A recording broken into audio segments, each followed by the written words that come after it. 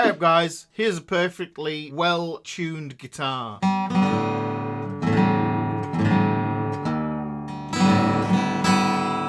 Now it is a perfectly out of tune guitar. There are a few things that we can do to tune this guitar back up. And one of the ways that you're going to learn is you can tune your guitar relatively to one of the notes on your strings here. So what I'm going to do is I'm going to tune this up without using a tuner. This is called tuning to the guitar. Now if you can tune the A string to the note A, which it isn't here,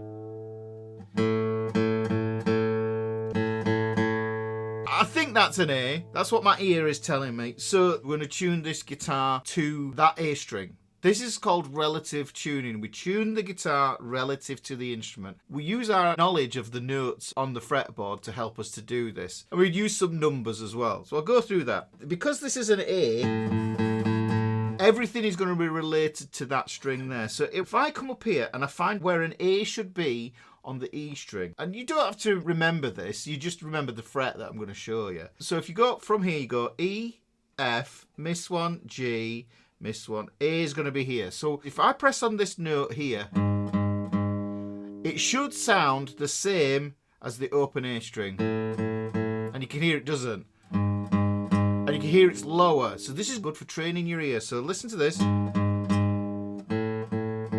So what you've got to do is you've got to sing that in your head, and you can sing that with your voice. It'll help you get good at singing as well. So here we go. Da, da, da, da, da, da. I can hear that that's higher. So I know that this is lower, which is going to give me the information I need on turning this tuner here. These tuning pegs here, if we tighten them up, the pitch of the note goes up. If we lower them, they go down. Okay, so because it was lower, we're going to tighten it up. And what I'd recommend is just going,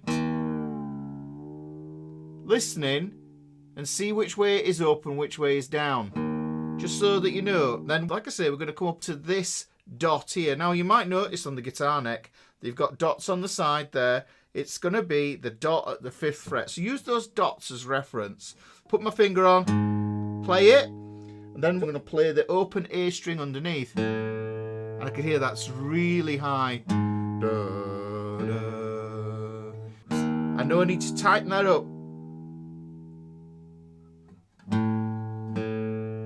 See, I've tightened that there. And they're very close. They're very, very, very, very close.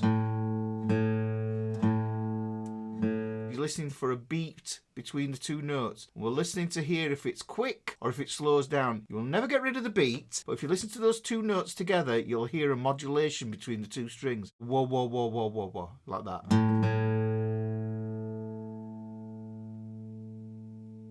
I can hear it. It's very close. Yeah, so I'm going to call that it for now. But what I might check is using the same two strings. If I jump over and I'm using what I see as a power chord shape from 5 to 7 there. So if I switch over, this note here is an E, because this is my string that's in tune. Because this is an E and this is an E. If I play them next to each other, they're an octave apart. I can hear how close they are. Do they sound like the same note if I play them together? I can hear that's just a little bit flat. I'm just going to turn this just a little bit. I'm going to go back to that 5 there, because that's an A, and this is an A. But then if I jump over to the 7, this is an E, this is an E. So I've got two ways to check it, and I'm using my 5th and my 7th frets here as a visual reference as where I need to put my fingers. I think those two are correct. But what I'll do is just check a power chord against it. So if I put my first finger on the 2nd fret here, does that sound good? Yeah, it sounds okay. That's a rock power chord sound. This is the simplest chord you can play, by the way. Just one finger on here. Okay, that's great. So now I have 2 of the strings tuned up. I need to carry on this process across the strings using the same frets, apart from between the G and the B string where it gets a bit funky. But we'll cross that bridge when we come to it. If I go up on my A string here, I go A, B, C, D. This is the D note just here. Now the thing is, this is the D string just underneath it. So that string should sound the same as this. And you can hear it doesn't. That D string is lower.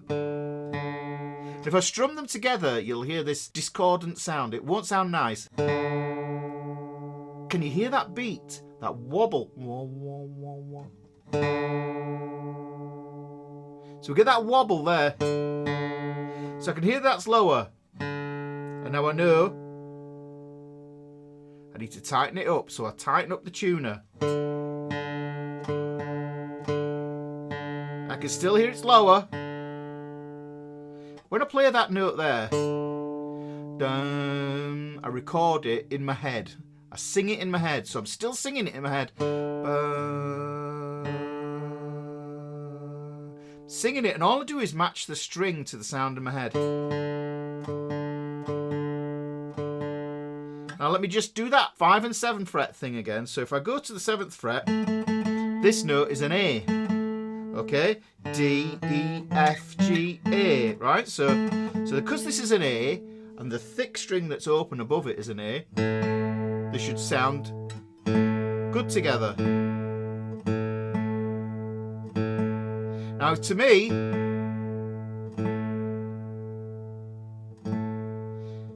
it sounds a little bit flat, just a little bit.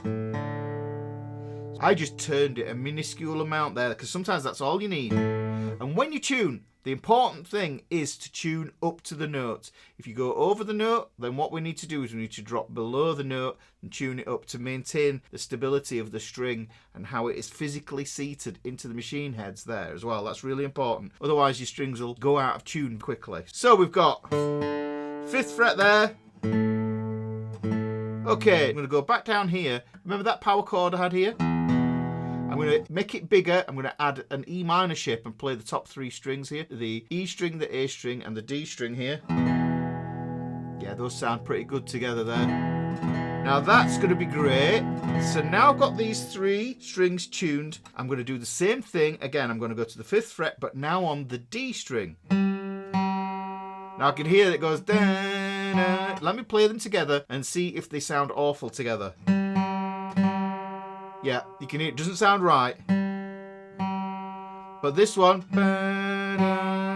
you can hear it steps down. Imagine that the notes are on steps. Is it on a step higher or a step lower? And this is going to be D, E, F, G. So this is a G note. I'm going to be tuning the open G string. So there's the open G string.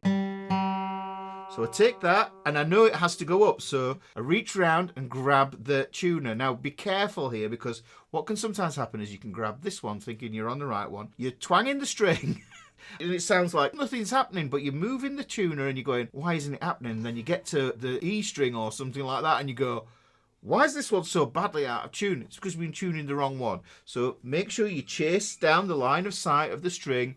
Make sure that that's the right tuner that you're tuning. It happens a lot. Even I still do it. So I'm going to do that thing where I sing the note in my head.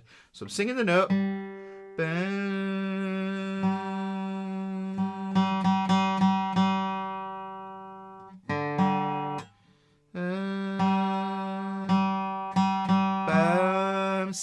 I'm singing the note in my head.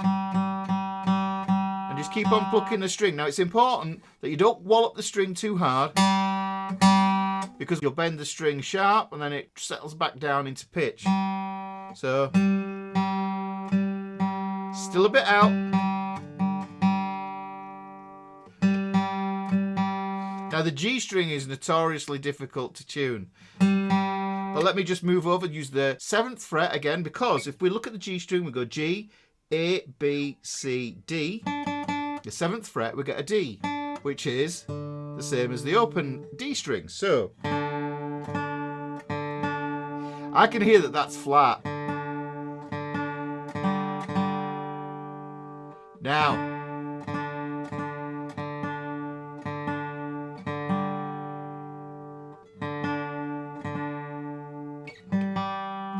that sounds more stable now. I'm listening for that beat in between the strings, that wave. And it's still a little bit short is the wave. It's still going wah, wah, wah. You'll never get rid of the wave, but you want it as slow as it goes. Wah. I know that sounds weird. And I can hear that one's going wah, wah, wah, wah, wah. Still too fast. That's better.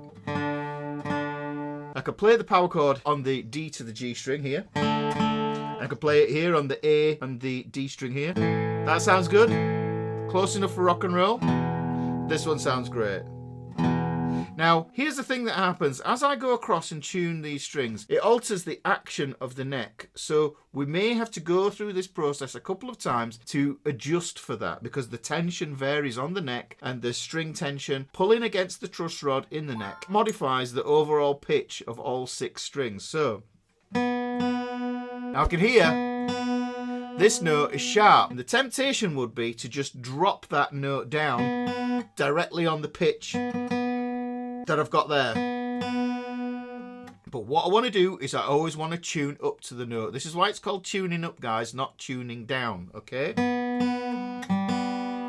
So I'll just go way below it. So I don't fudge around trying to listen and is that lower? Is it on? Is it what? I just make sure it is lower. Now I know it's lower. I'm singing that note in my head.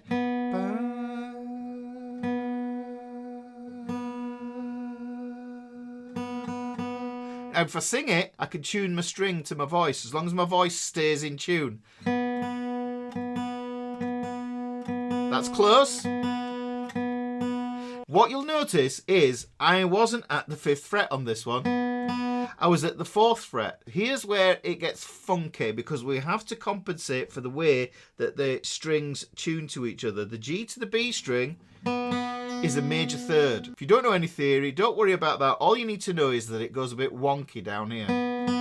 Right? But that only lasts between these 2 strings. Now, if we want to use a higher pitch in between the G and the B string, what we have to do is, because we've gone 1 fret down, we have to go 1 fret up from that 5 and 7 thing that we were doing before. If we tried the 5 to the open B string, it's going to sound odd. The 4th fret is where it works.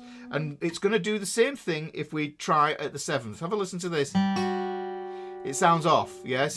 Those notes sound as if they could be out of tune, but they're not. If you aren't careful, you can try and tighten up these thinner strings, and you'll tighten them too much, and they will pop and snap on you. We don't want that. Because this moves down, what we do is move this 7th fret up 1 fret. So these 2 strings should sound the same. Okay, that sounds very close.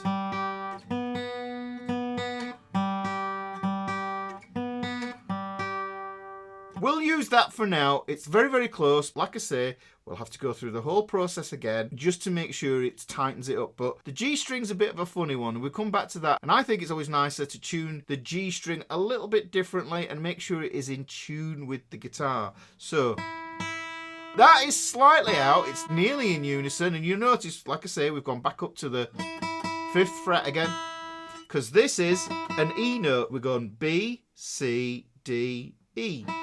So there's an E, and the open thin E string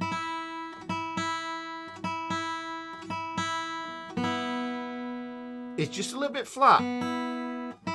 You can use the 7th fret on the thinner string to compare that against the open B string, and they should sound the same note, an octave apart. You should hear hi ho.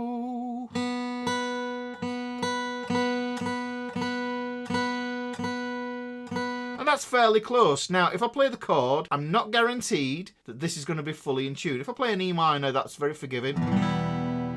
And you can hear that the guitar is pretty much in tune. If you really want to finesse this, you can use natural harmonics at the 5th and the 7th fret. This is kind of next step, but if you didn't want to do this next step, you just do the same process that I've just shown you 2 or 3 times till you get the guitar tuned in to itself. What I'll do to get the harmonics in is I will play the harmonic on the A string at the 7th fret. And what I do to get that is I lightly rest my finger like a feather on the fret wire of the 7th fret. If you do just have a go at this, you've got to practice this. If you press down too hard, the string won't ring. As soon as you've plucked the string, move your finger out of the way. and the note will ring. And then I compare that against the 5th fret. I can hear that one's flat. Now I can leave that to ring. And once you get confident with this, if you play this E here, and you can just reach over with your other hand to tune. Now that sounds pretty good.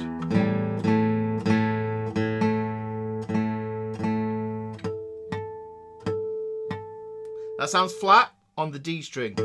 So I'm using the harmonic at the 5th fret on the fret wire, and then the harmonic on the 7th fret on the next string down.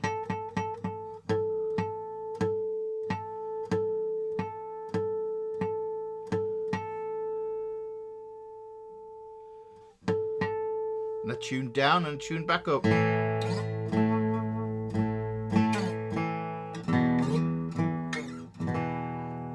Those sound pretty cool. Now I'll do the same thing here.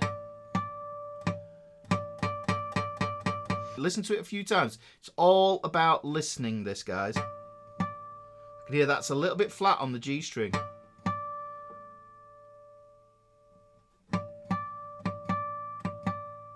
Okay, now here's the tricky part with the harmonics. What we've got to do is get it at the 4th fret, because that is the same note as the note that we get in the harmonic on the 5th fret of the B string.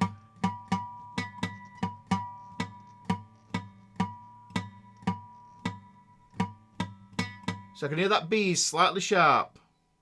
So I'll tune down a bit.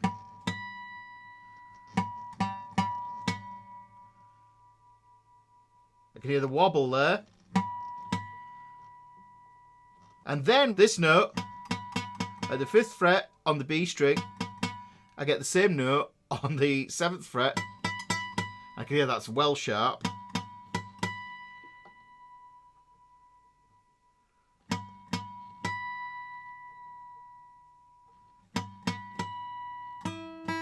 Now I usually find a good chord to work out whether the guitar is in tune is going to be an E major chord, because it uses all 6 strings. And I can hear that there's some tuning needed, but to avoid this being a super long lesson, I would quickly go through this in a couple of minutes and iron out all these differences between the strings. And like I say, the G string is generally the one that's at fault. So I play through chords, and if the chords sound slightly out of tune, then that's a signal that you really need to get back in and tune the guitar. Now, if you want to avoid tuning it completely by ear, which I think is actually beneficial for you, then what you can do is learn how to tune using a guitar tuner, and I'll show you how to do that right here in this video.